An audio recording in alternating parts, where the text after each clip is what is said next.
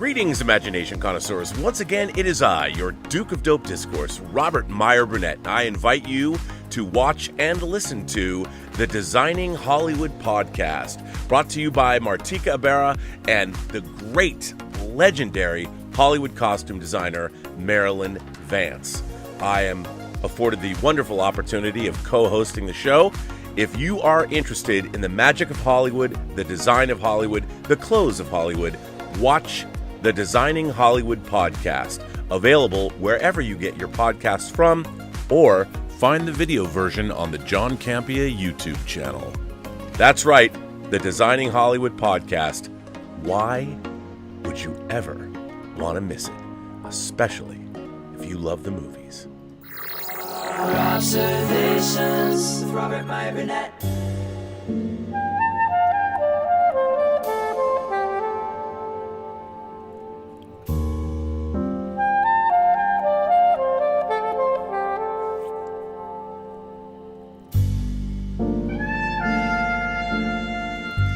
Greetings, imagination connoisseurs. Be on the lookout for Imagination Connoisseurs Unlimited's first big project in association with Max Allan Collins, writer of Road to Perdition.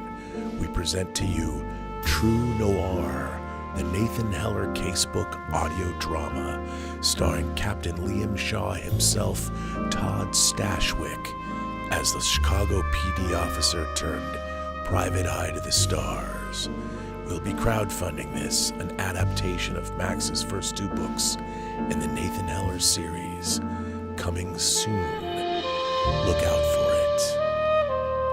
Greetings, imagination connoisseurs. Once again, it is I, your Duke of Dope Discourse, your master of fun and wonder, your viceroy of verisimilitude, your sommelier of sci-fi and cinema, your evangelist of the imagination and the as yet undefined, although some people have come really close, existential Mr. Rogers. That's right, me, Robert Meyer Burnett. I'm Rob casting at you, imagination connoisseurs, you members of this, the Post-Geek Singularity community. This is Robservations episode number 911. Big shout out to my friend Dan Coyle. It's his birthday today, and he hit me to this story that I'm about to delve into, which is both a good thing and a bad thing. It's a good thing because it's fascinating, and it certainly speaks to our times. It's a bad thing because it made my fucking blood boil, to be honest. I don't get. There's enough in the world to get angry about.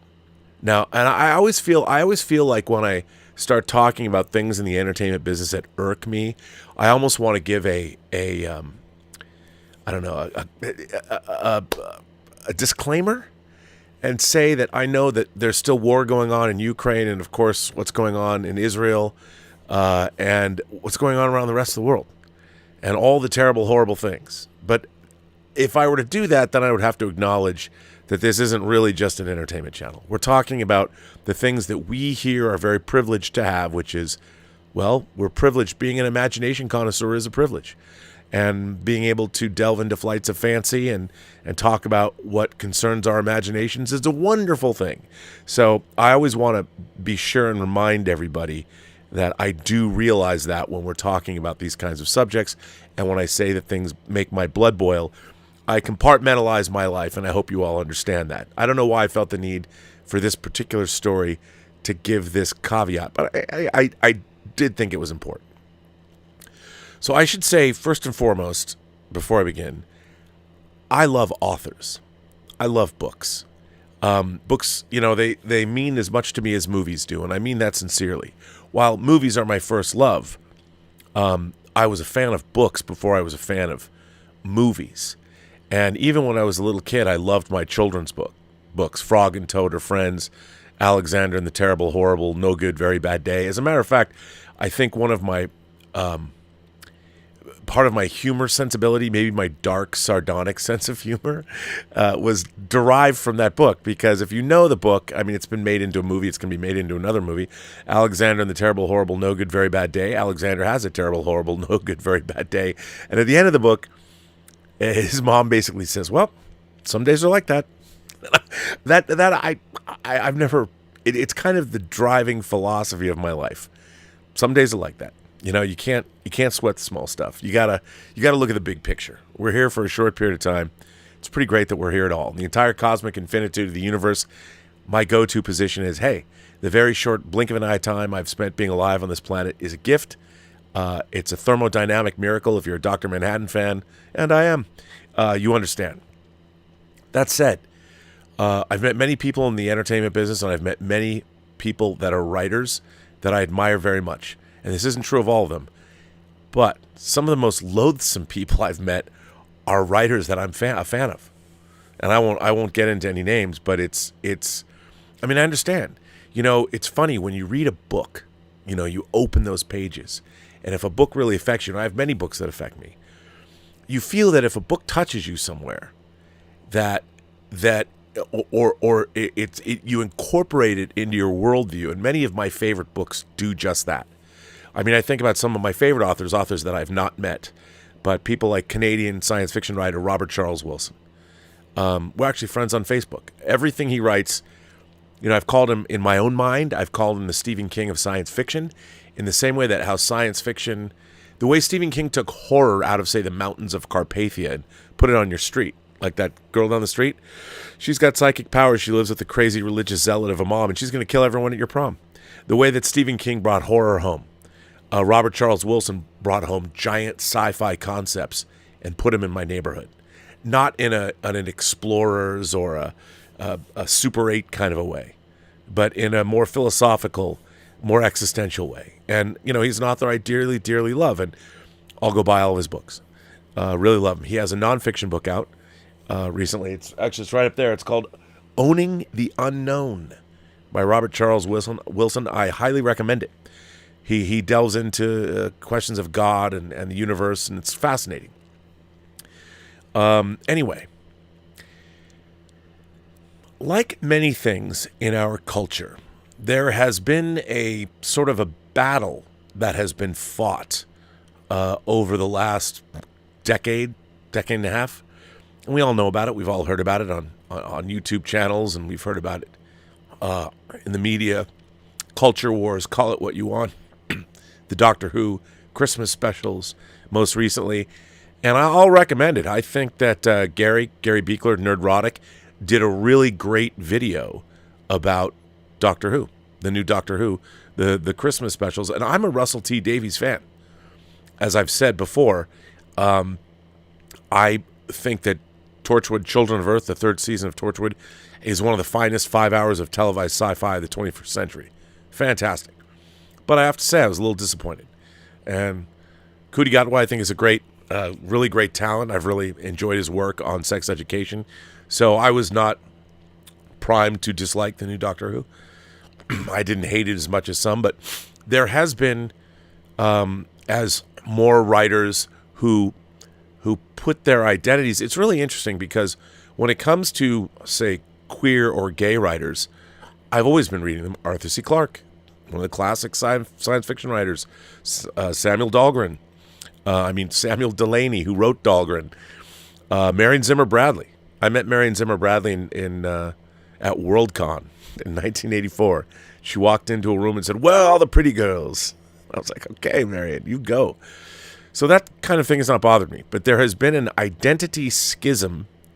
Those authors, by the way, did not put their identities before their work. Their work was their work. Their identities came later. Nowadays, I think that's changed. And I think to me, that's where the big transition has come. People lead with their identities now instead of their work. Where it used to be, we lead with our work, and then you can find out about me later. What's important is my work. Now, people lead with their identity, which I think is a mistake.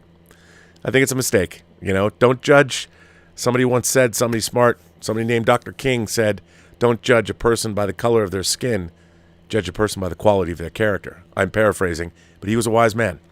So anyway, I want to start this tale by delving into something that happened back in the teens. And there was something that happened. The Hugo Awards are like the Academy Awards of science fiction literature. There's Nebulas, but the Hugo Awards, the Nebulas are not like the Golden Globes. They're better. But the Hugo Awards are the creme de la creme. They're the biggest They're the biggest awards for science fiction writing. And sometimes they give out dramatic awards for media as well. But back in the teens, there was the Sad or Rabid Puppies, the Sad Puppies controversy. And this is where it was first on my radar that identity politics had become a huge thing in the science fiction world. And I just wanted to read a little primer about this. So I'm going to. Now, this comes from Vox, and it was published on October 22nd, 2015. It was written by Emily St. James, and here's the article. How conservatives took over sci-fi's most prestigious award. It is the rearguard action of people who believe that just because other people are coming in with different views, different interests, and different concerns, and aren't willing to naturally accept the previous order of things, that all doom and terror and fire from the skies is happening, John Scalzi tells me. We're talking about the most recent skirmish in a larger war, a war for the soul of nerd culture. This one involves the Hugo Awards, a literary awards ceremony, but it's the latest iteration of a new battle that already feels ancient. Scalzi is the award-winning best-selling novelist, the author of the enormously entertaining science fiction novels Old Man's War and Red Shirts. By the way, if you haven't read Old Man's War or Red Shirts, I recommend them both.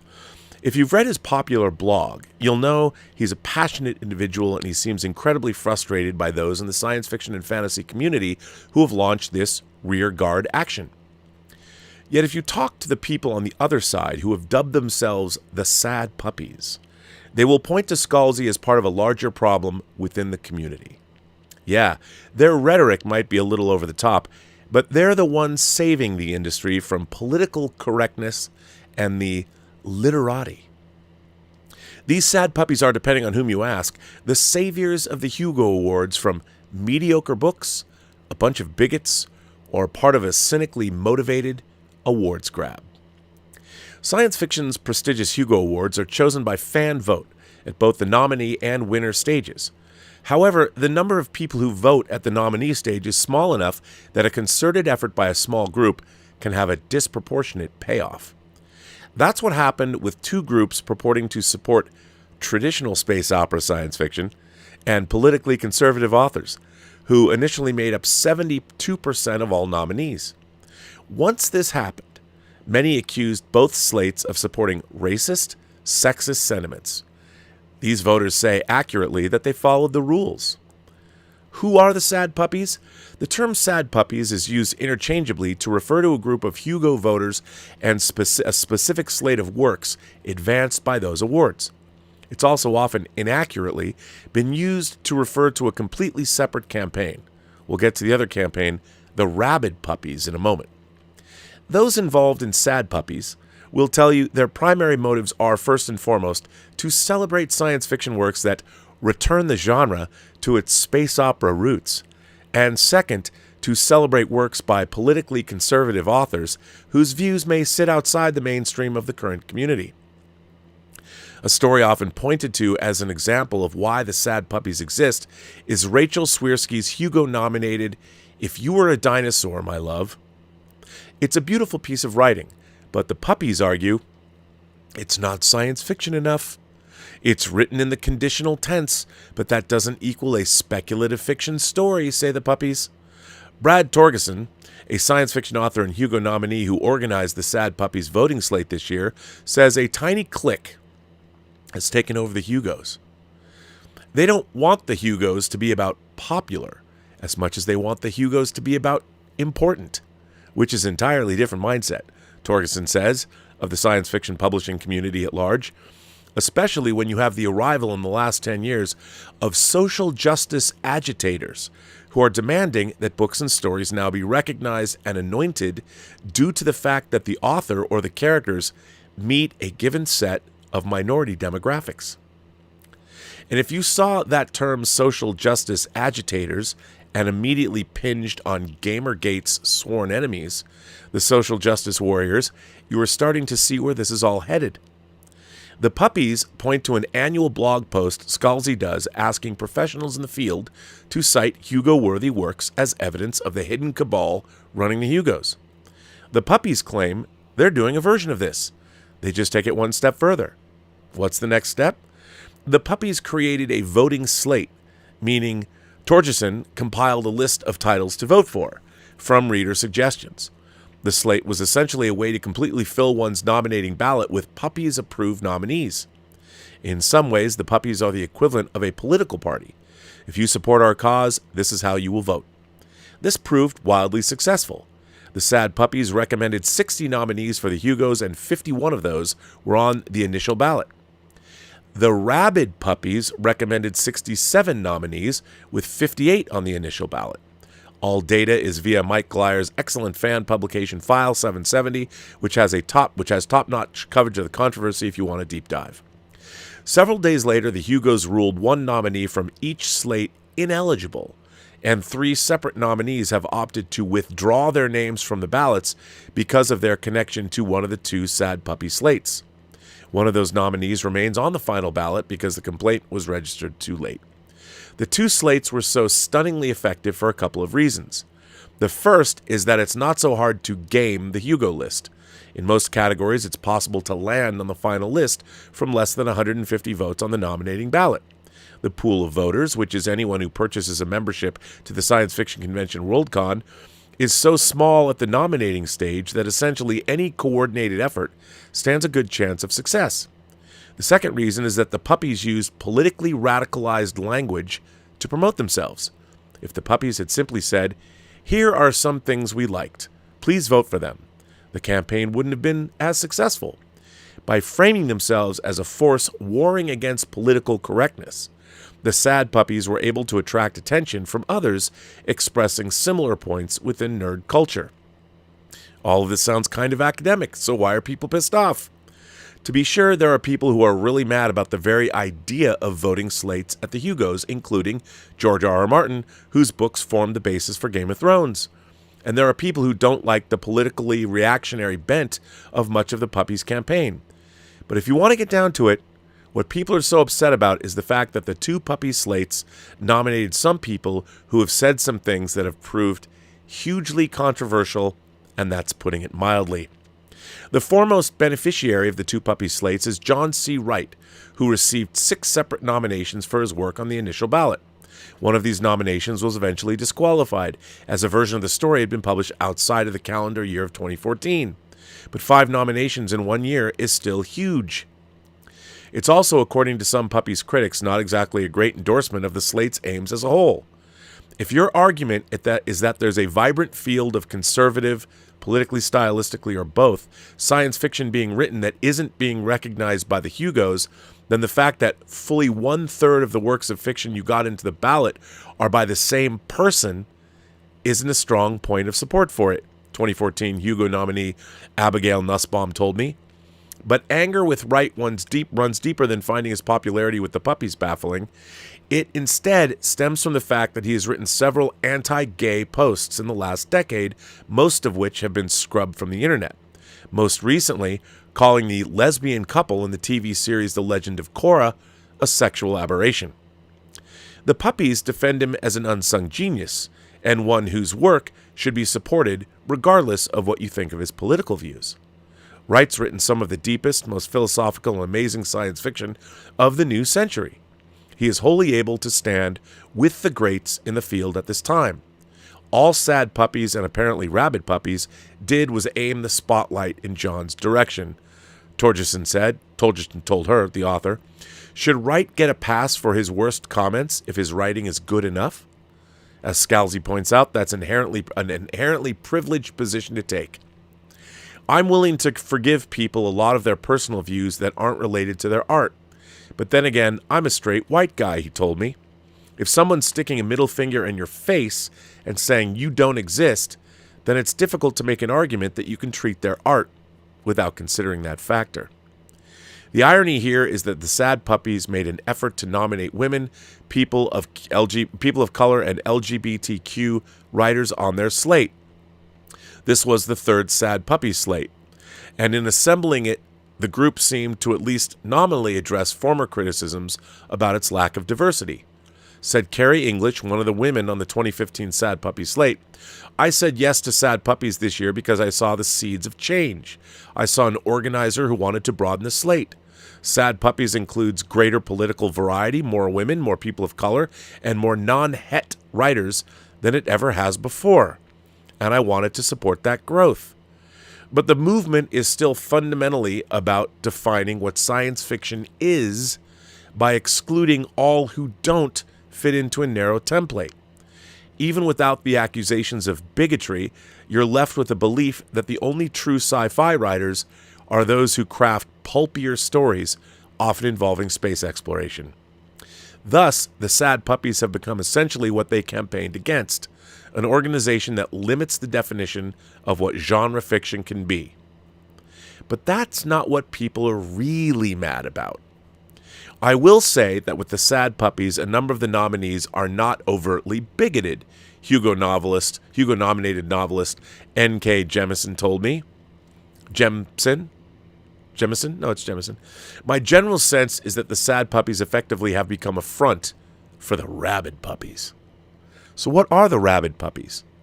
No figure drives more controversy in this year's Hugo nominee list than Vox Day, the lead editor of publisher Castalia House and a 3-time Hugo nominee, with 2 of those nominations on this year's slate. Almost all of the criticisms of the Rabid Puppies come back to Day, the professional name of Theodore Beale. To call him a controversial figure is putting it mildly. He has, at various points, suggested women should not vote, called Jemisin half-savage, and been hugely involved in other reactionary movements, including Gamergate. Vox Day's response when I ask him if he understands why dislike of his views drives so much of the criticism of both puppy slates is to say that he himself is politically open-minded, so he doesn't understand why others can't be as well. Dismissing great writers because you don't like my beliefs or opinions is ludicrous. I have repeatedly asserted that China Melville is one of the 3 best science fiction writers alive, and he's a Trotsky-Leninist who belongs to a revolutionary socialist organization. I'm a libertarian. So would you dismiss Melville because I think he's a great sci-fi writer despite his ideologically inane views? He told the author. Initially, Day's Rabid Puppies campaign actually proved slightly more successful than the Sad Puppies. Yet when Marcos Cluse withdrew his nomination for Best Novel, he said explicitly that he was doing so because he didn't want to be associated with the Rabid Puppies. Both Torgerson and Day readily say neither campaign had anything to do with the other. Brad Torgerson made the calls this year for Sad Puppies 3, while Rabid Puppies was solely my call. The reason for the 2 separate lists of recommendations is because I was falsely accused of having gamed the system last year, Day told me. Sad Puppies founder Larry Correia placed Day on the Sad Puppies 2 slate in 2014. For the most part, people who are mad at the Sad Puppies on the grounds of overt racism and sexism are mad at the Rabid Puppies. Sure, you could read this as an elaborate career move. Vox Day's publishing house, Castalia House, received 9 total Hugo nominations, in addition to 2 Day received for editing. This is the foremost piece of evidence for the puppy slates as cynical awards grabs. Many of the supporters totally believe that they're part of a sincere crusade to purge sci-fi of evil liberalism and stick it to the social justice warriors. But as Guardian writer Damian Walter observed, that only makes them useful tools for the organizers' actual agendas. Hugo-winning editor Patrick Nielsen Hayden told me, Wait, I just realized, why do they call themselves the Sad Puppies?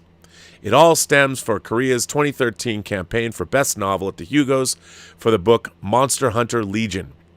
In the second post of this campaign, he composed a spoof of the ASPCA ad campaign that features sad Sarah McLachlan music over footage of animals in shelters. In Korea's version, he was the Sad Puppy, the pulp writer who would never receive recognition unless you did your best and voted for him. Do the Sad Puppies have a legitimate beef with the Hugos? Not really. In recent years, the Hugos have definitely taken a turn away from traditional pulp sci-fi toward more literary works. But science fiction has always had pulp and literary writers, and the louder crowd has traditionally been more successful at awards ceremonies, just as it has with the Pulitzers or the National Book Awards, where Philip Roth is more likely to win than Stephen King. The Puppies' claim here also ignores that the science fiction community has traditionally backed all sorts of authors of all sorts of political stripes. What's actually notable about the science fiction subculture is its heterodoxy, expressed by things like the Libertarian Futurist Society sometimes giving their Prometheus Award to the Scottish socialist sci-fi writer Ken MacLeod, or MacLeod himself talking about the importance to him of right libertarian writers like Robert Heinlein and Paul Anderson. Robust, conservative voices have always been a part of the sci-fi and fantasy conversation, Nielsen Hayden told me. The Puppies also insist there's an unstated secret cabal running things behind the scenes of the Hugos, and that the only way to fight it is to push back against it. Said Torgerson again, Sad Puppies was necessary because everywhere I went in the field as a young professional, I heard the same gripes, that the same predictable names always popped up in the same categories, that other names were always left out in the cold or in the Hugo Awards blind spots, or that the way to win a Hugo was not to write a fantastic story or book, it was to buddy up with and schmooze the right people. Do the same names pop up from time to time? Yes, but not as much as, say, Meryl Streep seems to have a default Oscar nomination every new year. The Hugos frequently work in new blood right alongside fan favorites like Scalzi or Martin. As author Eric Flint points out, the science fiction world is so much larger and so different from the one that gave birth to the Hugos in 1953.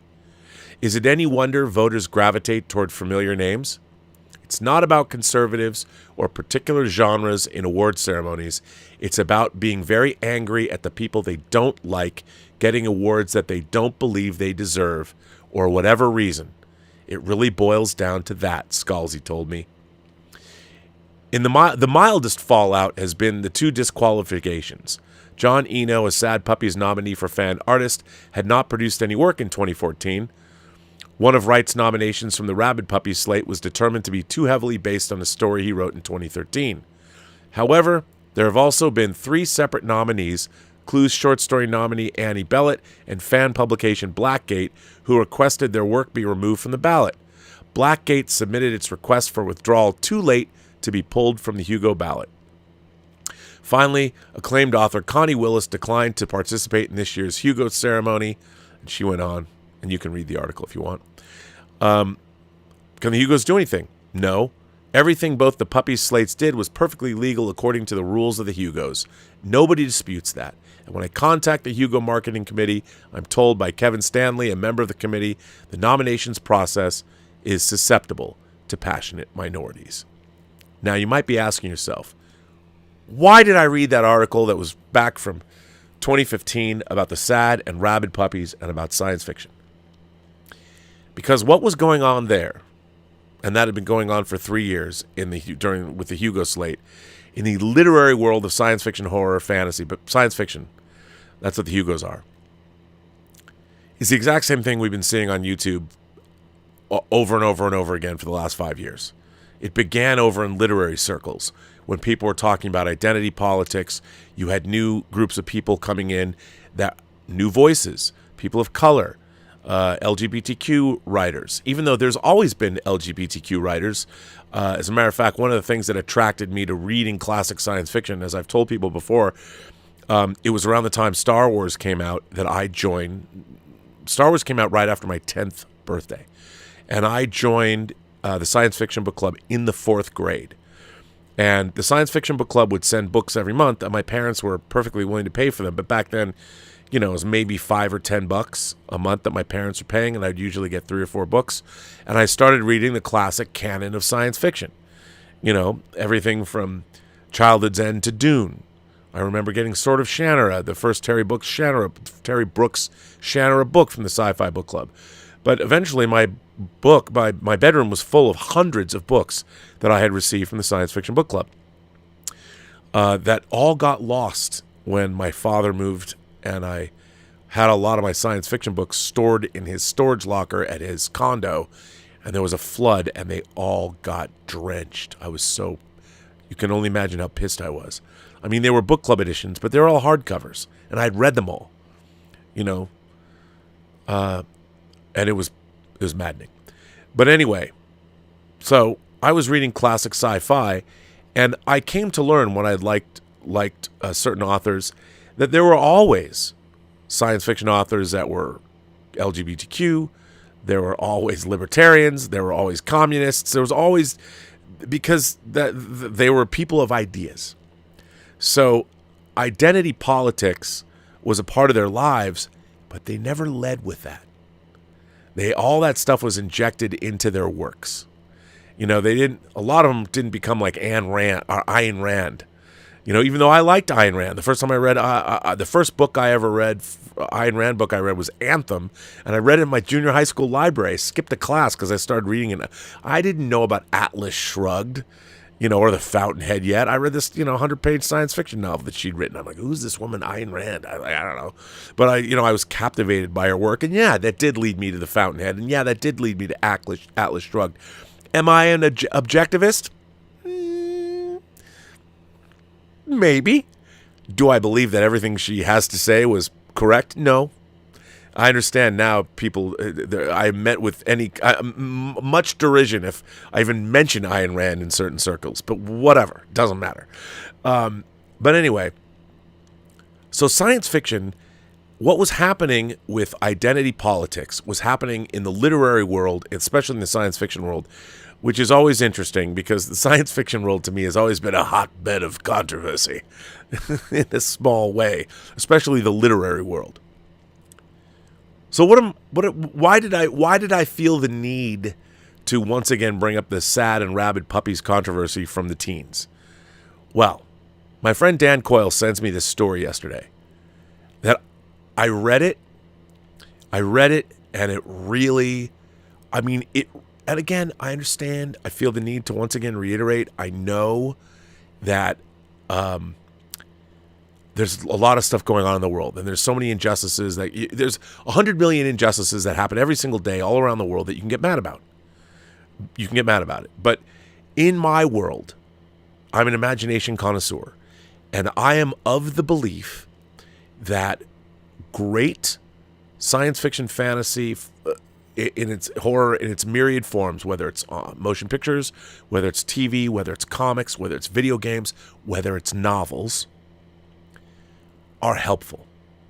That the fantastic can do more to enlighten people than most other forms of entertainment, because what Rod Serling knew when he was making the original Twilight Zone from 1959 to 1964, was that if you wanted to deal with social issues of the day, you couldn't confront them directly. But if you set them in the Twilight Zone, you could sneak things past standards and practices, and people were more open-minded. So Rod Serling could deal with things that you couldn't deal with head-on on television in the late 50s and early 60s in America. Gene Roddenberry did the same thing with the original Star Trek, and to a certain extent, they did the same thing on The Outer Limits. But The Outer Limits was more of a monster of the week thing, but there's still a lot of really interesting social issues. And the thing is, I have never been afraid of politics, social issues. But here's the thing. They were not, you first told a great story, and your agenda, whatever you wanted to address directly. I mean, look, people would say, well, Rob, the monsters are due on Maple Street is a really on-the-nose episode of The Twilight Zone. And I would say it is. Totally is. But I get it. And sometimes The Twilight Zone's a little bit more didactic than I would really have liked. But still, you're entertaining first. I mean, I don't know if you guys, I'm a big fan of filmmaker Alex Garland.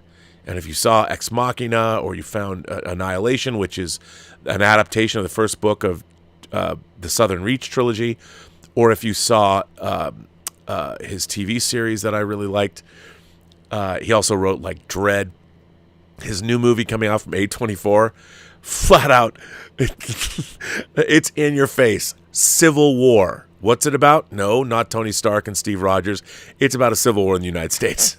And let me tell you, I watched that trailer like 4 times today. I'm like, fuck yeah, dude, bring that shit on. And it's a little on the nose. I'm sure the movie will be a little on the nose. I don't care. So sometimes being on the nose on social issues or whatever is fine. But these days, it's insufferable. If I have to have somebody else lead, tell me who they are, how do you identify first? I will drive. Maybe I'll put a stake through my own heart. But it is so frustrating that people are, because here's the thing. When somebody writes a book and gives you their work and lets you read it, you get to draw your own conclusions. But if somebody comes to you and explains and gives you their identity, what they're doing is it's almost like a challenge. They're saying, this is who I am. Do you accept me? And I'm like, why are you putting me on the spot? Why am I put on the spot? Like, I'm meeting you as a human being.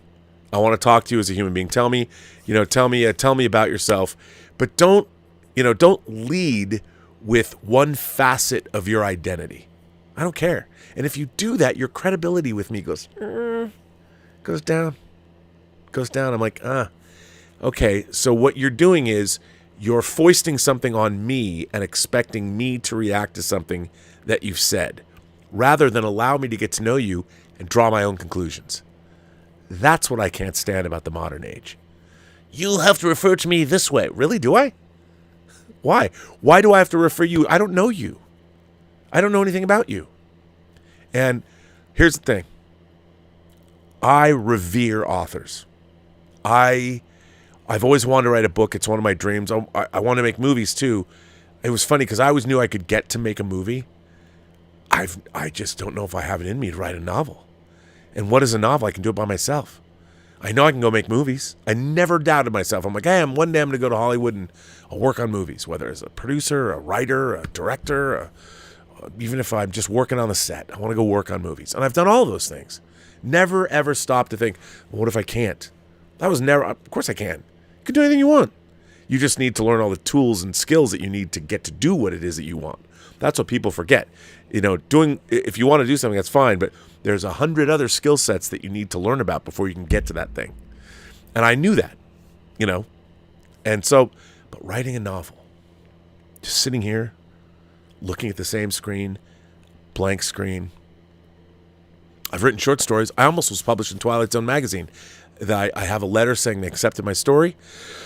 They were going to publish it, and the magazine went out of business before it was published. I've only been in a book once. I wrote an essay in a book called I was interviewed in a book called Seeing Fans, and I was interviewed in that book, but I also I wrote a piece for the Cyberpunk Nexus, exploring the Blade Runner universe, which you can get.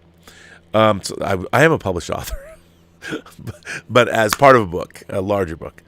But I really have wanted, and one day I will. One day I will write. I want to write a horror novel. I really do. So, my friend Dan Coyle sends me the story, and ooh, did it make my blood boil. This is the story of Kate Corain, author Kate Corain. Now, I had never heard of Kate Corain, but I'd like to give you her own description of herself that I got off of Goodreads. This is Kate Corain. Now, she has a website, katecorain.com. That's CAITCORRAIN.com. Her genre is fantasy, science fiction, and romantasy. Romantasy. Already I want to put my gun in my mouth and pull the trigger. If I had one. I don't own a gun. I don't own a firearm. Used to, but don't anymore. Romantasy. Anyway, Kate Corain says, I'm a writer, artist, and relapsed goth from the East Coast, where it rains regularly. I'm currently trapped in the sunny desert of LA with my service dog and 2 parrots who boss me around all day. When not writing, I can be found doing academic research for fun, engaging in casual falconry, devouring audiobooks and podcasts, forgetting to reply to DMs, and staying up past my bedtime. I have a BFA in sequential art from Savannah College in Design, where I also minored in art history. I spent time working in film and TV before jumping out of the frying pan and into the fire by becoming a programmer. Please buy my books so I can stop doing that forever. Okay, Kate, I can honestly tell you, I will never, ever buy one of your books. But we'll get into that. So here's the story that my friend Dan sent me. This was from yesterday, and this is on Gizmodo, but there's an update I'm going to get to. Late last week, the fantasy book scene found itself in disarray following allegations of an author review bombing several other authors in the community. The end result has seen writer Kate Corain lose her deal with Del Rey Publishing, and other partnerships she had in the works also canceled. Now, let me just say Del Rey, Lester Del Rey, Judy Lynn Del Rey. It was a book imprint that was, and if memory serves, I believe they even published the novelization of Star Wars first. Del Rey Publishing is legendary.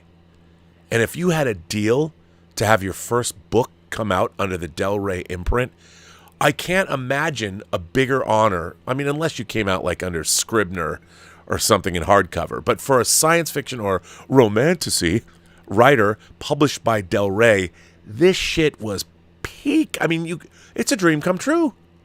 It's like winning a Spirit Award for your first film.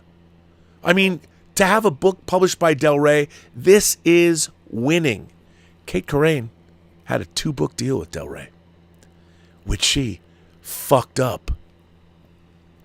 Let's back up a bit. Corain is an author whose debut novel, A Crown of Starlight, was intended for release on May 14th, 2024, a day before my birthday. Per Goodreads, it's let me read what this book is actually about. Crown of Starlight coming out from Kate Corain is Greek mythology takes to the stars in this steamy sci-fi reimagining of the tale of Ariadne and Dionysus, the first book in a snarky, queer, lushly romantic duology set in a galaxy of monstrous mortals, bloodthirsty gods, and love fierce enough to shatter the cosmos. Raised amongst monsters, Ariadne Tholos, crowned princess of the interstellar Cretan Empire, fears nothing more than becoming one herself. But trapped within the labyrinth of imperial politics and the puritanical restrictions of her father, King Emperor Minos, and his totalitarian regime of militarized death cultists, she might not have another option. When the chance arises to take her fate into her own hands, Ariadne seizes it, only to find herself on the run, injured, alone, and in desperate need of a miracle. Enter Dionysus, the exiled god of wine, madness, and revelry. He needs a Cretan royal to join his cult in order to end his banishment and return home to Olympus. Their meeting is the opportunity he's been waiting for, but there's just one problem. The Cretans are heretics, and Ariadne is no exception. With a vengeful Minos closing in, Ariadne strikes a bargain. She'll marry Dionysus and join his cult. In exchange, he'll hide her away in the only corner of the galaxy beyond Minos' reach, Olympus itself. But while Ariadne can handle the deadly politicking of the Olympians, a life of repression has left her unprepared for how powerfully Dionysus' uninhibited debauchery will call to her darkest desires and make her question parts of her identity she's kept locked away her whole life. You get it. Anyway, Corain is an author whose debut novel, Crown of Starlight, was intended for release on May 14th, 2024. Per Goodreads, it's a steamy sci-fi reimagining of the story of the Greek gods Dionysus and Ariadne. The controversy began on social media, where community members like Iron Widow author Zoran J. Zhao claimed that an unnamed author was penning 1-star reviews for books by debut authors of color on Goodreads. So let me just back this up. An author was writing 1-star reviews on other authors' debut books, and those authors were predominantly people of color? These reviews had been appearing over the last several months from 6 Goodreads accounts that were also spotted liking one another's reviews. The reviews, which included takes on Bethany Baptiste's The Poisons We Drink and Molly X. Chang's To Gaze Upon Wicked Gods, included turns of phrase like, "It's so bad I'm writing a review about it," and questioned publisher Del Rey's choice of debuts to invest in. So this person who's penning these bad reviews is going after other books by Del Rey.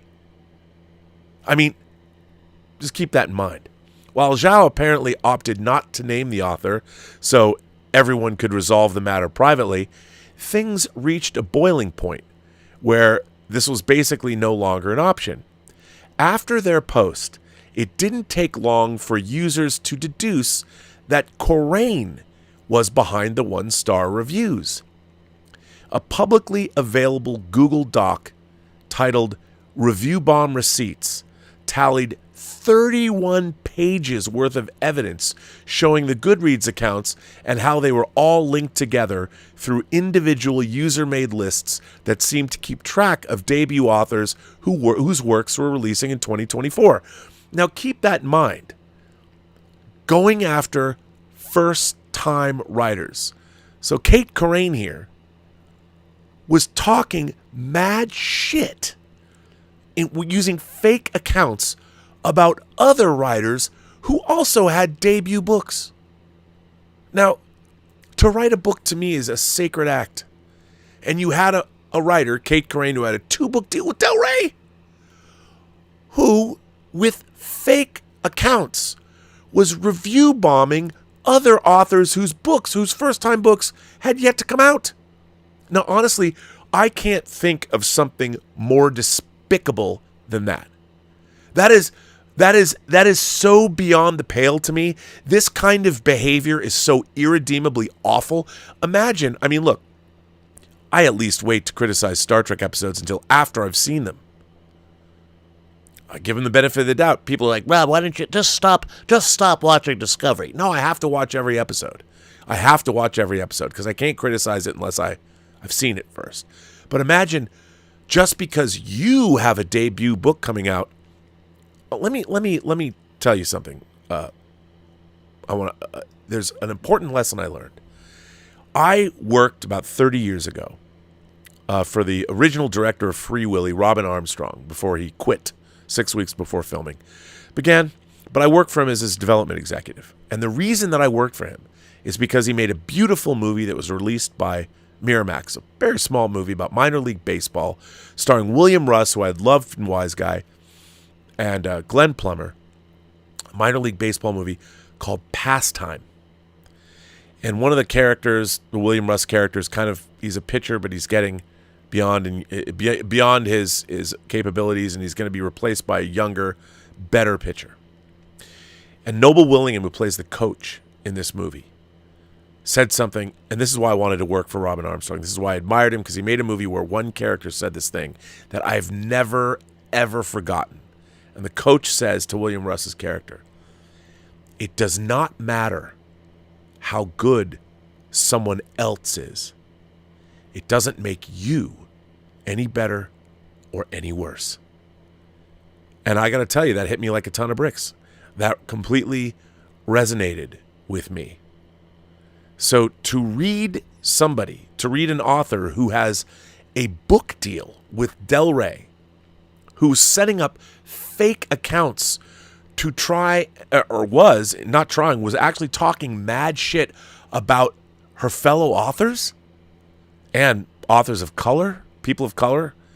I was reading this yesterday and I was shocked by this. Anyway, let me get back into this because it's just so awful. Wait, I went to the wrong thing here. I didn't mean to do that. Well, apparently I've done something wrong. I don't know what I've done wrong, but I can't quite seem to get back to where was I? That's not the right place either. And that isn't the right place either. What have I done? I've done something terrible. Anyway, well, let me go back and I'll read the rest of this. I don't know what I did. I hit the wrong button. While Zhao opted not to name the author so everyone could resolve the matter privately, things reached a point that was basically no longer an option. As Zhao notes, some accounts used to give these reviews had usernames that were clearly people of color, including Oh Se-young, also the name of a well-known South Korean actress. And if that didn't give it away, the accounts had Corain's own book listed as their favorite upcoming titles. Some even gave the book 5 stars. After the Goodreads accounts were discovered, Corain, speaking in a Slack chat for debut authors, screenshots of which were shared on social media, claimed she had evidence linking the review bombing to her friend Lily. That evidence consisted of Slack and Discord screenshots of conversations in which Lily admitted she wrote the negative reviews because Corain had previously named books she thought would steal her own debut's thunder. Onlookers suspected either the pair were in on it together or Corain was just talking to herself. I mean, Corain was telling people when she was kind of found out that she had a friend named Lily, an alter ego that she made up. But Corain wasn't forthcoming with ways to do that to reach Lily. What she did reveal was that Lily was supposedly an overzealous Reylo fan. Those who ship Kylo Ren and Rey from Star Wars, an oddly specific detail that blew up in her face almost immediately after other Reylo fans conferred and agreed that particular person didn't exist amongst their ranks. So not only did this Kate Corain make up her friend Lily, but then claimed Lily was a Reylo fan and that was part of this community. Ultimately, Corain's now been dropped by her agent, Becca Potos, and A Crown of Starlight has been completely pulled from Del Rey's 2024 publishing slate. Further, the book subscription service Illumicrate will no longer carry Starlight in its May 2024 box. If the author herself has commented on the matter, it's unclear, as her entire social media presence is now locked and has been since Zhao's allegations last week. Perhaps even weirder than the Reylo connection is the fact that before all of this came to light, Corain was in an enviable position. A Crown of Starlight had gotten positive early reviews from those who'd read it, and she had a 2-book deal with Del Rey. As of now, her future in the publishing world seems unclear. IO9 reached out to Del Rey for comment and will update when and if we hear back. For those curious, the list of review bomb books and their release dates are as follows. So Let Them Burn by Kamala Cole, coming out January 16th. Voyage of the Damned by Frances White. The Poisons We Drink by Bethany Baptiste, coming out March 5th. To Gaze Upon Wicked Gods by Molly X. Chang, which comes out April 16th. And Mistress of Lies by K.M. Enright. So this woman did this. This author, Kate Corain, did this. So I read this article yesterday that Dan Coyle sent me, and I'm thinking to myself, wow. So here's a girl, goth, queer, however she wants to identify, who, ex-goth, who has a 2-book deal with Del Rey. That's a win. That's like an epic win. You can't win more than that. If you want to be an author, a science fiction author, a romantasy author, you get a 2-book deal with Del Rey. First of all, it means you're a good writer. You're a good writer. That's a huge, huge vote of confidence that Del Rey, with their rich half-century history, is going to publish your first 2 books. My God, what a win. And you wrote these books. You wrote them. You're getting good notices on your books. In what fucking universe? Again, it doesn't matter how good anyone else is. It doesn't make you any better or any worse. But you're already good because Del Rey is publishing you. What kind of fucking asshole feels the need to look up other people, your compatriots, your compadres, who had the wherewithal to do what you did, to publish a book? Their books have nothing to do with yours. They're just books being published. They're other people who accomplished what you accomplished. And they're getting published too. Some from your own publisher. Why? What kind of person? What would possess somebody to do this? To literally go, and I mean, I understand that there's jealousy and there's people are breaking everybody else's balls and everybody talks shit behind their backs, but to go out, to start up a fake accounts, the premeditation and the crazy hatred and weird jealousy and bizarre. I don't look. I gotta tell you something. I am so sick and tired of people making excuses for bad behavior. Oh, I'm having a mental health issue. I'm having a fucking meltdown. No. You're a fucking asshole is what you are. Fuck you. I mean, this kind of behavior is inexcusable. It's inexcusable on any level. This is premeditated, horrific. I mean, here's the thing. I can't even believe that somebody, and I haven't read her book. Maybe it was good. Because it hasn't been published. She's doing this before she's even been published to other people who hadn't been published yet either. I mean, this behavior is so hateful to me. I'm like, I can't even fathom how awful this kind of thing is. What kind of motherfucker is thinking this in their head? Now, it's not like she's Jeffrey Dahmer, because she hasn't actually killed anybody except her own fucking career, and deservedly so. I hope she never writes another thing as long as she lives. In my mind, a person like this, you don't come back from this. You're not forgiven. You're not. There's no day of atonement for you. There's no days of awe. I hear this kind of thing, and an artist, let's call her an artist, a writer, somebody who I would deeply admire, that she wrote this book. She sat down and wrote this book. I mean, I guess when you're calling yourself, if you're self-identifying as a falconer, I don't know what that fucking means. Are you really a falconer? The Falcon and the Snowman is your favorite movie? Like, what is that? You're a falconer, okay. How would you possibly do this to other people? You as a writer yourself, you're getting published. You've won. These other people's books celebrate the fact that they're getting published too, of all the people that are...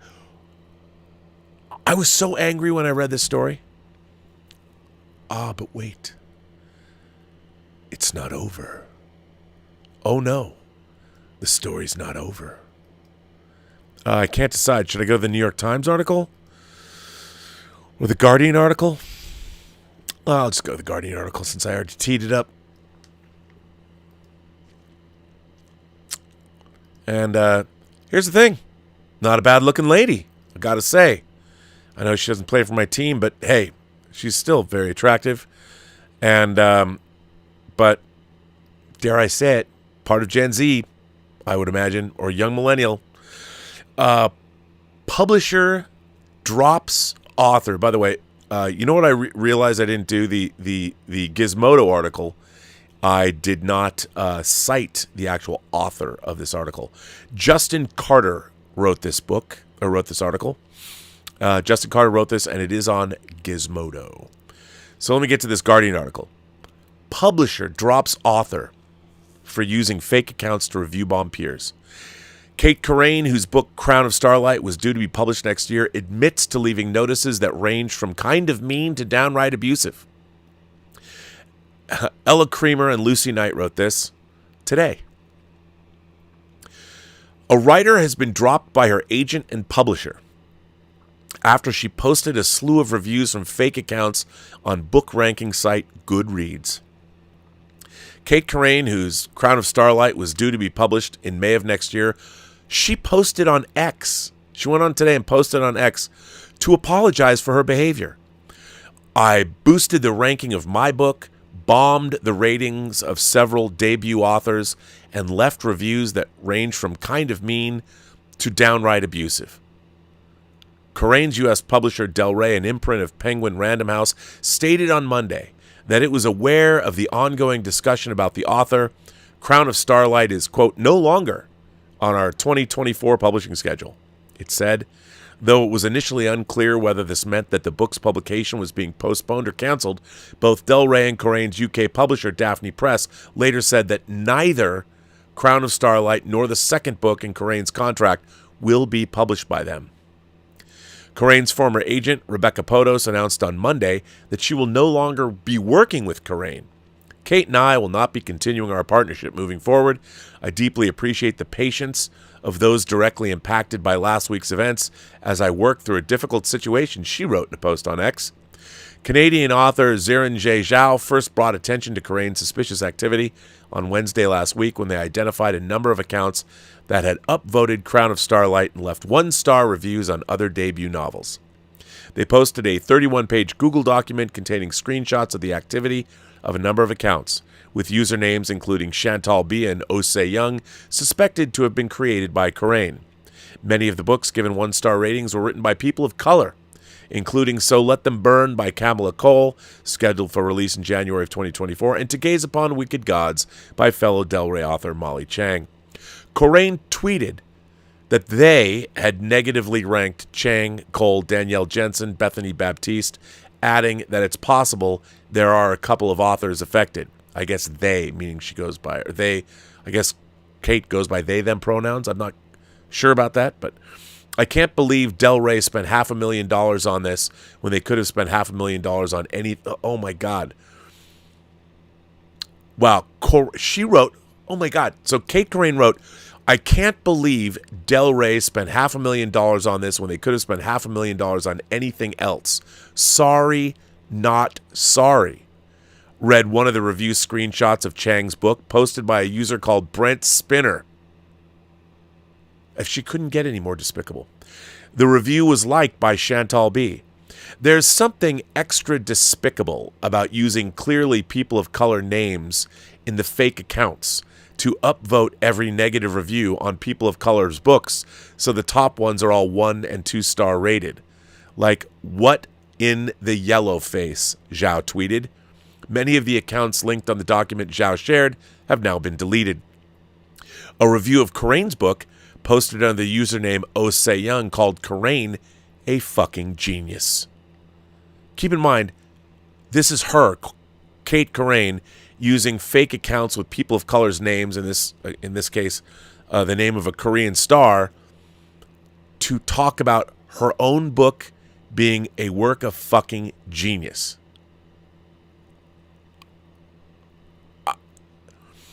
I love this book so much that I regret reading it because now nothing on my TBR sounds interesting by comparison, she wrote.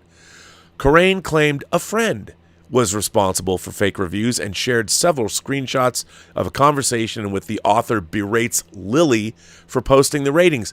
So Kate Corrain even went after her fake friend that she made up and berated her fake friend to take the onus off of her to make sure that her friend could get blamed, her fake friend that she made up could get blamed for posting bad reviews. I mean, this behavior is not... I can't even... It's so despicable. It's so horrifying. It's so awful that I mean, I don't even want to get into. Well, let's read on. In another X post, Corrain said that they had been fighting a losing battle against depression, alcoholism, and substance abuse, and changed medication in late November. They explained that on the 2nd of December, they suffered a complete psychological breakdown and created roughly 6 profiles on Goodreads, along with 2 profiles created for doing a similar but shorter breakdown in 2022. They used the accounts to post the negative reviews of other books to boost their own. If I couldn't hate this woman anymore, I'm sorry. I did all of this horrible premeditated shit because, oh, let's say it now, I'm fighting a losing battle against depression, I have alcoholism, and I have substance abuse. I get it. But you know what?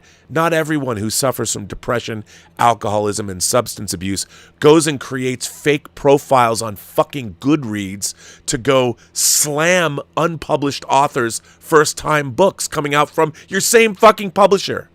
I am so tired of people hiding behind these excuses. There are people suffering from real depression, real substance problems, real alcohol and other substance abuse, and they're not going and doing this kind of shit. I fucking hate it. This person is so despicable, so hateful.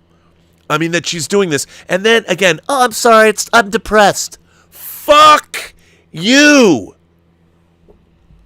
I mean, oh my God. This kind of behavior, and you're seeing more and more of it, like all over the place.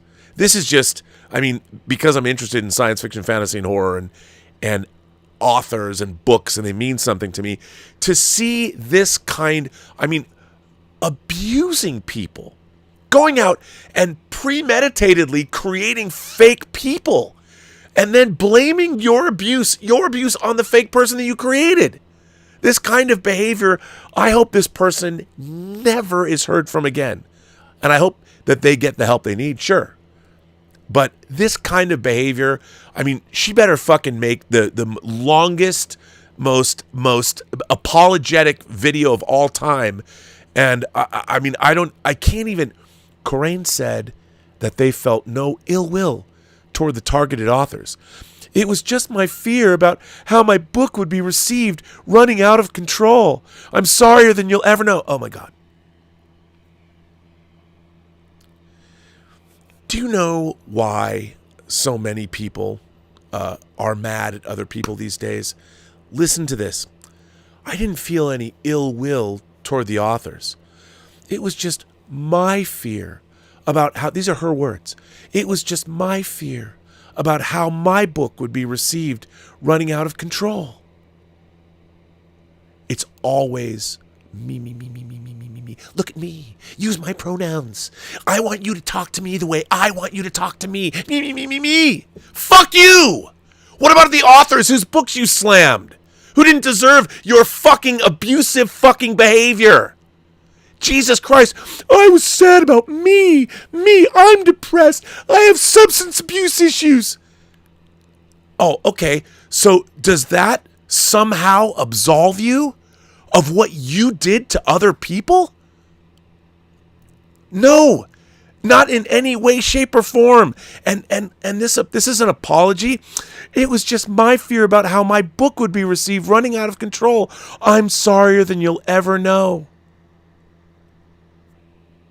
Even her fucking apology is about her, not about the people she harmed.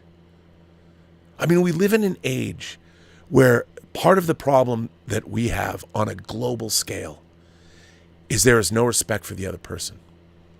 There's no respect for the world out there. Everyone is so self-centered. It's about me. It's about how I want to be. I need to feel good all the time. If I don't feel good, if you've triggered me, if you've hurt me, your words are violence against me. It's all me. Great, if it's about you, put yourself on a fucking pyre and burn yourself at the stake. Figuratively, of course. This is so abhorrent. And this behavior is so part of our society now. This makes me so angry that somebody would abuse their position. A girl, non-binary, I don't even fucking know. Doesn't matter. She's he, they, whatever. I have no respect for this person. I will never have any respect for this person. Ever. They're not deserving of my sympathy. They're certainly not deserving of me spending any money on their fucking book. Their book, you know what the sad part is? The real sad part about all this is, she might have written a pretty great book. Ariadne and Dionysus. You know, if you want to read a real interesting book about the gods of Mount Olympus, might I recommend Dan Simmons' duology. He wrote 2 books, Ilium and Olympos. Read those. If you want to read, she probably ripped them off anyway. But the sad part is she might have actually written a pretty good book if it was getting published by Del Rey. So not only is this horrible, despicable human being doing horrible, despicable stuff to other people, and apparently she's not that remorseful about it. Because I was having a problem. I was feeling depressed. I was having substance abuse problems. Which what, absolves you of the fact you're a fucking asshole? Are you fucking kidding me? Somebody lock her up and throw away the key. I mean, it's like, am I supposed to feel sympathy for you? Is anyone supposed to feel sympathy for you? You created a fake a person and blamed your misdeeds on somebody that you created that didn't even exist.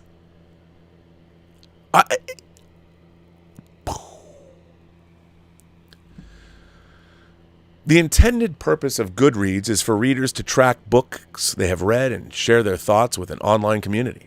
The website community's guidelines state, artificially inflating or deflating a book's ratings or reputation violates our rules. This includes activity like creating fake accounts to manipulate book ratings, purchasing reviews, and incentivizing votes, likes, or other actions on Goodreads. However, review bombing, a term that refers to when users negatively review books they've not read, often before the book is even out, has increasingly become an issue, and one that can have real-world consequences. In June of 2023, Eat, Pray, Love author Elizabeth Gilbert decided not to go ahead with the publication of a novel that had been due to come out in February of 2024 after she received hundreds of negative ratings on Goodreads criticizing her for setting the book in Russia, which was viewed as insensitive to Ukrainian readers. Following Karane's admission on X, Goodreads confirmed that the reviews from the author's various accounts had been removed and said in a statement that it takes the responsibility of maintaining the authenticity and integrity of ratings and protecting our community of readers and authors very seriously. So not only did Kate Karane besmirch the reputation of books that hadn't come out yet by authors who, by all accounts, put maybe years into those works. Maybe years. But she also damaged Goodreads, violating their policies. I mean, I can't even, I can't even begin to tell you how angering this makes me. And we're seeing this kind of behavior everywhere. Everywhere. This whole, everybody who commits bad behavior, then they want to blame it on, look, it's really easy to get out of it because everybody, oh, you got to feel sympathy for me because, you know, I suffer from depression. Or no. No. We have to have some tough love here, people. When we have fucking assholes like this committing horrible acts of assholish behavior, there should not be sympathy given. We need to start doing some tough love because our society is falling apart at the seams, mostly because there's a fundamental lack of respect for people, for other people. Respect is earned. I understand that. But when this kind of thing happens, you need to understand what you've done. And what she's saying publicly, it was just, I suffer from this, that, and that thing. I don't give a fuck, to be honest. And nor should you. Well, Rob, you're not being sympathetic. Look, being sympathetic is when somebody is really suffering from depression and really suffering from substance abuse issues. You want to help them. But you know what? This kind of premeditated behavior, this goes beyond that. It goes beyond that. And it's not just, it's ongoing behavior. And you're targeting people that, from your own publishing house, people that you should be going to cocktail parties with when you're supposed to support each other. You guys both did something, you all did something amazing. You all wrote books. You succeeded. You sat down and faced a blank page and you won. And then, that's one thing. It's an accomplishment to write a book, but to write a book that's good enough to be published by Del Rey? I don't care how depressed you are. You accomplished something that is monumental, that hundreds, thousands, tens of thousands of people before you weren't able to accomplish. And this is what you do? You're so insecure. How, if you've written a book, you got a 2-book deal, and you're insecure, your book's coming out on May 14th? Not anymore. I mean, if you really think about it, as much as Kate Karane can go fuck herself, and or she probably, I mean, if she's non-binary, she couldn't figure out which, I don't know, probably couldn't figure out how to fucking do that. She had a book coming out. She wrote a book. She did something I admire, that I would love to do myself, that I don't even know if I possess the wherewithal, the fortitude, the concentration to even do it. she's much younger than me, or they're much younger than me. I'm not really sure. I'm not sure if they go by they, them pronouns or Kate Crane. I don't know. It was unclear here. There is mentions of her or they being queer. I don't know. It didn't say. But all I can say is they accomplished this. Kate wrote the book and got published, or was going to get published. She completely fucked it up. People say, well, Rob, that's punishment enough. No, it's not. No, it's not. It's double punishment. It's the eternals. It's the eternal published. It's punishment of the damned. I mean, it's not enough just to lose your 2-book deal, which she did. It's the fact that you went after people that didn't deserve it, that had done the same thing that you did. You should celebrate. What someone else does not make you any better or any worse. Why can't people remember that? You know, why? I mean, listen to the Smiths more. I don't know. It's, and the thing about Raylo, you brought up Raylo, you try to make her a Raylo fan. What kind of fucked up shit is that? Maybe she really is psychotic. And maybe she really does need a stint in the One Flew Over the Cuckoo's Nest. She needs a Nurse Ratched in her life to smack some sense into her. But when I read this, you know, it really just made me, it really bummed me out. It really bummed me out. And it really made me angry. And perhaps I'm too angry about it, but I don't think so. Anyway, let's see what you lovely people have to say about my rant. I have no idea. I was reading. I don't even know if anybody has anything to say. Maybe they do, but here we go. Wow, there's a lot of you. A lot of you have things to say. Okay. Scott Bartholomew says, I'm looking forward to A24's Civil War next year. The trailer looks badass. It does look badass. I can't wait to see it.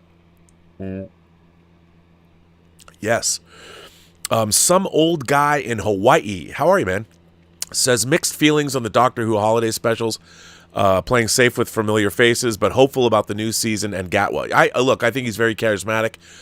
Russell T Davies hopefully will write some bangers, but I don't know.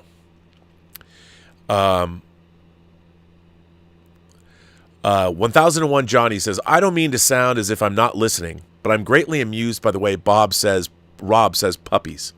Puppies. I love puppies. Believe me, we only have 2 of our puppies left, and I'm sad. Scott Bartholomew goes on to say, the trailer for Fallout on Prime looks badass. It does. It does. Fallout looked really good to me. I was really surprised. I was very impressed. But it doesn't surprise me because Christopher Nolan's brother Jonathan, who created Westworld, is doing it. Mr. Torres sends in a tip and says, hi, Rob, have you read the Dark Tower books? All of them. Could you see them adapted as a show like Game of Thrones? Thanks, and stay classy. I hope I've been classy. Absolutely. You know, they keep trying to do it. The movie was, of course, a disappointment. I'm hoping they're supposed to get adapted. They've been trying for years. They were going to do movies and an adaptation of all the books, and Ron Howard was going to start. I heard they were going to do like Wizard and Glass first, but I think it'd be great. I think it'd be great to do those. I mean, it would be, I would love to see that happen. 1001 Johnny goes, what is the polite way to call people immature for thinking their lives matter enough that the world needs to listen to them? I don't know. I mean, I don't understand why we live in a world. This is the big difference between when I was younger and the world today. When I was younger, I knew that I was going out into the world, and going out into the world meant that the world was going to kick the shit out of me. That's what my dad said. He said, you're going to go out into the world and get. He didn't give me the Rocky line. It doesn't matter how hard you hit.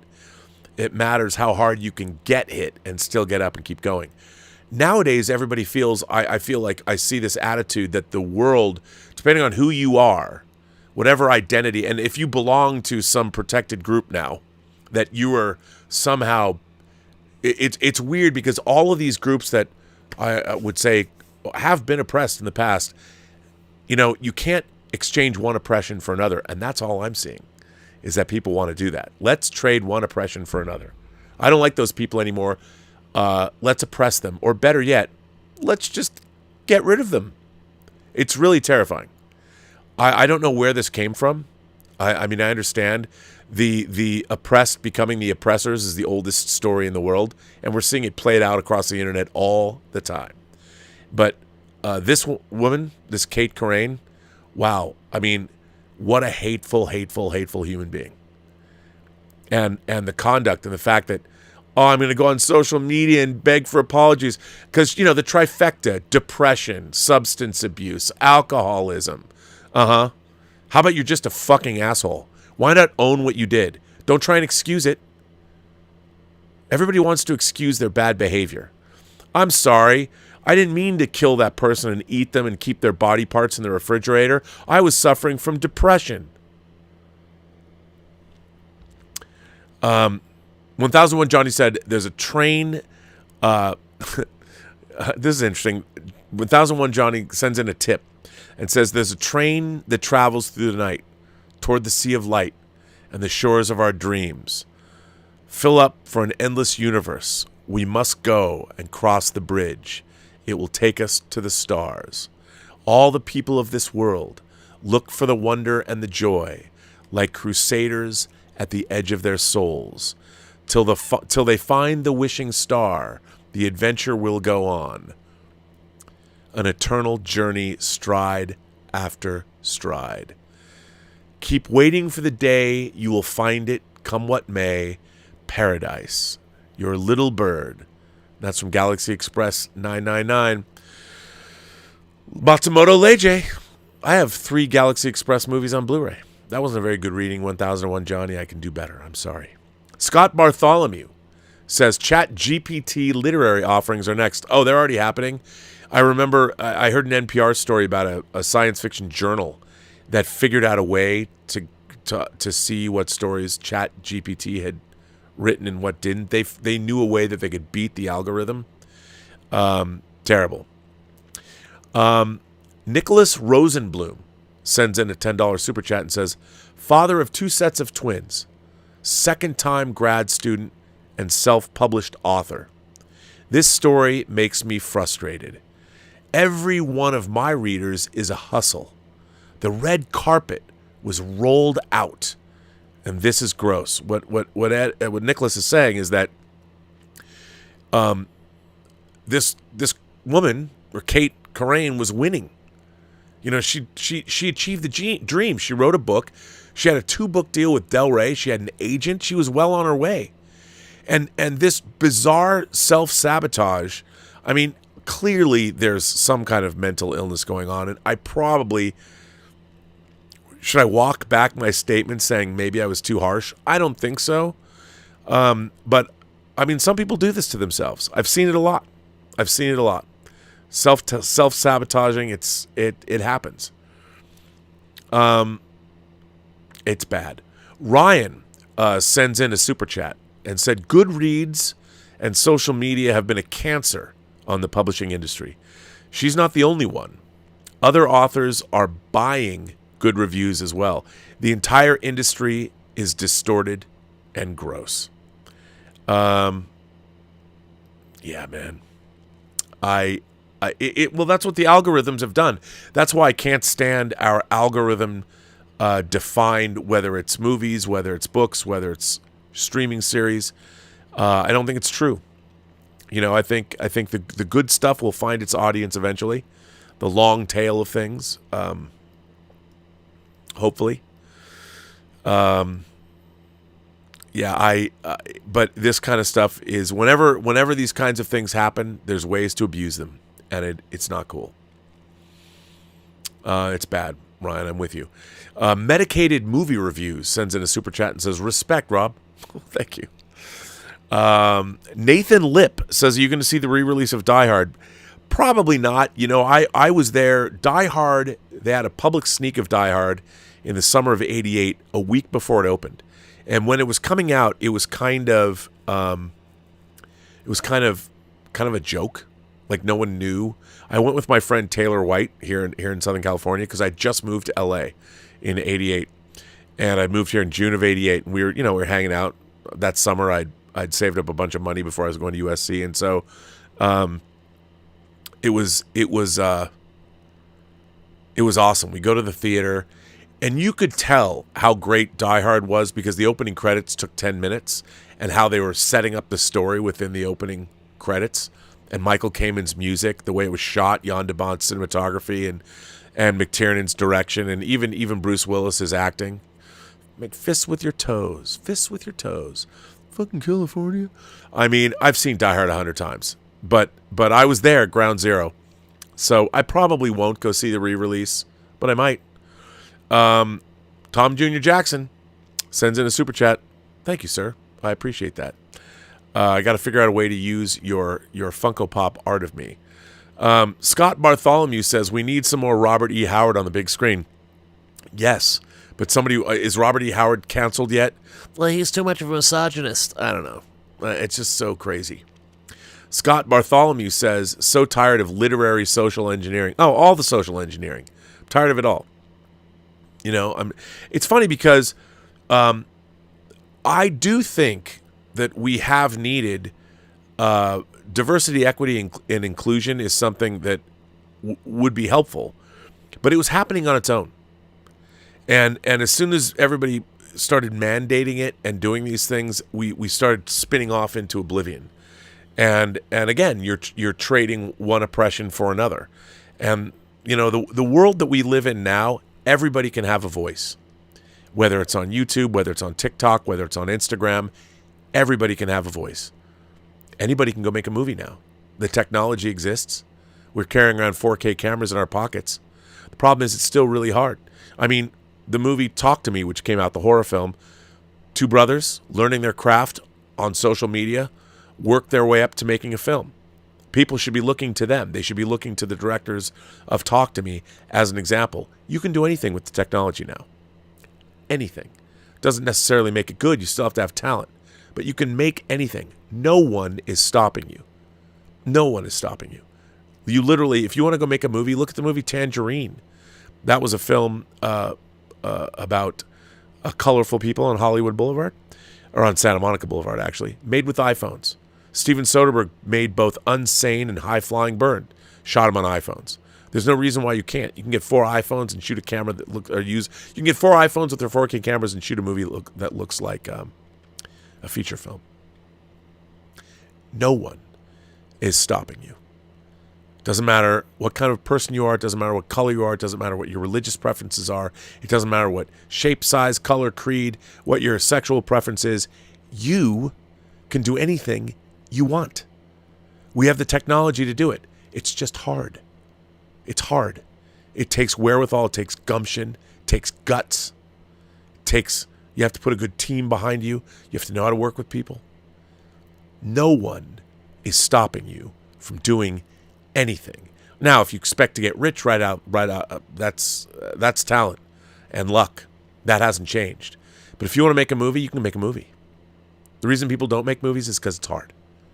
Everything is hard. And but nowadays, you have the distribution network, worldwide distribution at your fingertips. I do this podcast. I can go put it up on Spotify immediately. I don't know if anyone's going to listen to it, but you can do it. Anybody can do anything that they want. Now, if you want to get famous and go to the Academy Awards or win a Spirit Award or a Golden Globe or a BAFTA, whatever the hell you want to do, you can't necessarily do that. That requires incredible talent.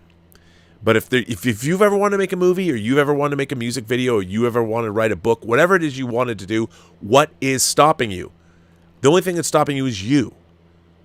You know, I get letters all the time. There's one kid that's been writing me just horribly abusive, and because I made one comment, I asked, where are all the new filmmakers? With the technology that's out there, there should be 1,000 new movies. There should be independent movies everywhere. And this kid took offense, not kid, but he's in his 30s, was upset that I said, where are all the new filmmakers? He's like, I'm one of those new filmmakers. I'm like, great, bro. Don't tell me you're one of those new filmmakers. Give me your movie and let me watch it. Oh, you haven't made it yet. And they're mad at me, questioning whether I'm authentic or not. I mean, I don't know what to tell you. Don't come to me and bitch and moan and complain. And if you haven't achieved literary success, you can self-publish. But everybody wants, I understand, you want literary success. You don't just want to self-publish. But the fact is, even Andy Weir, who wrote The Martian, self-published. It takes time, but you can get books out there. You can print them yourselves. You can give them to your friends. You can get them in stores. You can put them on Amazon. You can use social media and get them sold yourself. I mean, now we live in a world, it might not be ideal, but you can do whatever it is you want to do. And, the real question is, what's going to exist moving forward?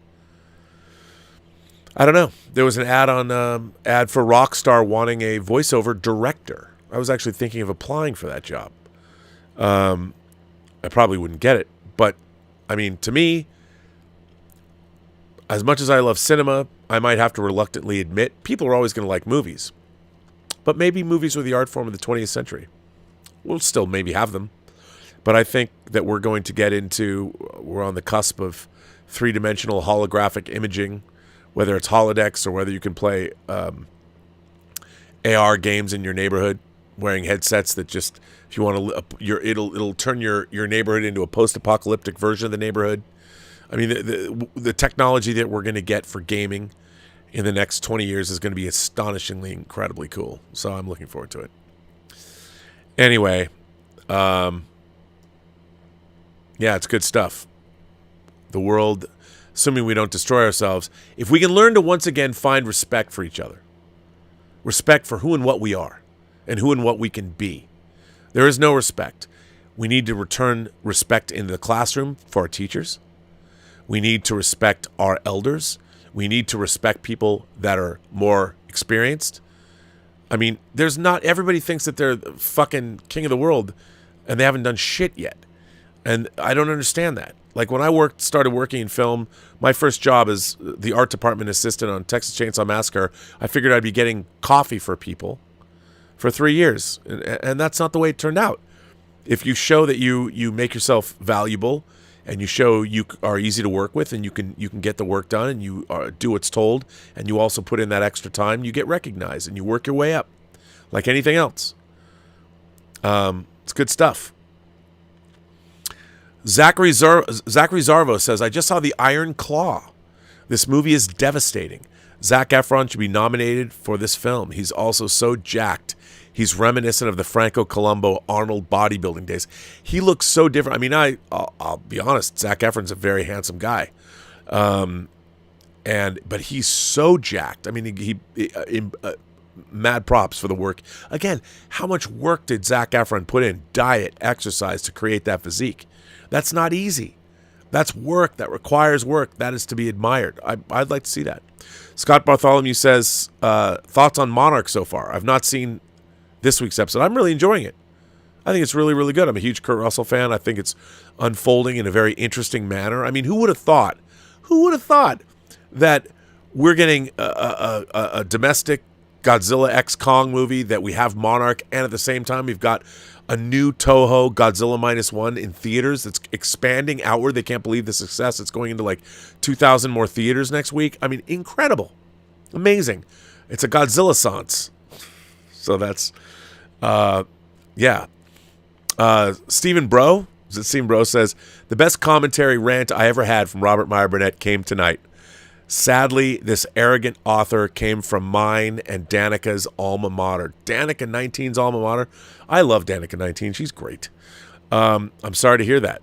But I'm more sorry to hear about this behavior of hers. It's shocking to me. Just shocking. And not in a Goldfinger way. Shocking. Positively shocking. No, it's not like that. Novastar said, you're not wrong, Rob, about her, but don't be hard on yourself. You have an interesting perspective. You could write a great book. I think I could write a great book, but here's the thing. Wanting to write a great book is a lot different than sitting down and actually page a day. You know, you got to write a page a day. I say this to people about screenplays too. A page a day. Just write a page a day.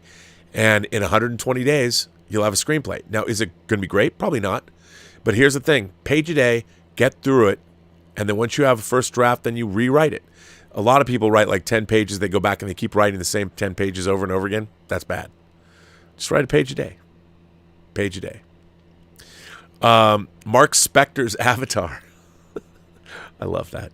I disagree with you on this one. I am the king of the world. Well, until people start criticizing the transfers of True Lies, Aliens, and The Abyss, and then you won't be king of the world anymore. How disappointed were you in the Moon Knight TV series? I hope as much as I was, because why didn't they just go back to the Sienkiewicz and Doug Mensch days? The kitchen sink, the Bill Sienkiewicz, Doug Mensch, Moon Knight. Although we did get a great hot toy out of it. That was cool. But anyway, listen, I've given myself a sore throat. I've been ranting and raving, which I really wanted to do. So Don Ranger Power says today is the 13th. It's been 13 years since Star Trek Nemesis debuted in cinemas. It may be Superman 4 the Quest for Peace of Star Trek, but I loved its score. Oh, it's got a great score. The score is great, and it's got Dina Meyer in it, showing, and it's got the Valdor is a very cool Romulan ship. The Scimitar is stupid, and they don't understand what cloning is, and it could have been a really interesting movie. I like seeing the Romulan Senate and all that, even though the people they had playing Romulans didn't look like Romulans. But Nemesis has some things that are okay. Mostly it's pretty dumb, but Scott Bartholomew says, any scuttlebutt this week on Trek? Not on Trek, but on Paramount. I think I'll do that tomorrow, a stream about what's going on at Paramount, because it's really, really, really interesting. Darth Plato says that Ed Baldwin is the king of Mars. I don't know, Darth. Is he? Danielle's the queen of Mars. Or the princess of Mars, at least. Man, I can't. Do you know what I get to do tomorrow? I'll tell you what I get to do tomorrow. Tomorrow, beginning at 10 a.m., I am going to an undisclosed location, and I am watching For All Mankind episodes 6, 7, 8, 9, and 10. Shh. Don't tell anybody. Shh. But I am. Man, do I love that show. It's so good. And no, I'm not going to tell you what happens. Spoiler free. Anyway, kids, ladies and gentlemen, boys and girls, kind souls, gentle beings, however you identify across these 28 known galaxies. I want to thank you for being here tonight. Thank you for listening to my rant. Again, pisses me off. I can't believe somebody writes a book and has think about it. Can we just reiterate this story? Somebody who wrote a book good enough to get published by Del Rey. And even if it was probably going to be a Del Rey paperback, which it would be, look, hardcovers are obviously the shit. I love my hardcovers. The shelves full of hardcovers. But, Darth Plato says Dev is coming to take the throne of Mars. We'll see. The show has a predilection for killing people. Yeah. Listen, I want to thank everybody for being here tonight.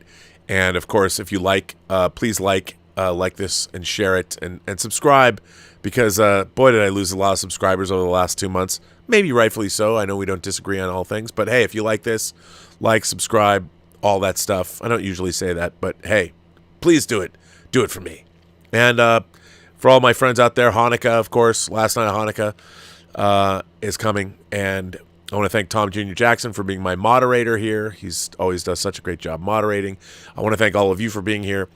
And remember, every person you meet has a story to tell that you have yet to hear. Even stories like this one. And all you have to do is listen. But when you hear stories like this, and after you've listened, then you can get mad. Then you can get angry. Because, man, Kate Corain, what a fuck up. Wow. Have a better night.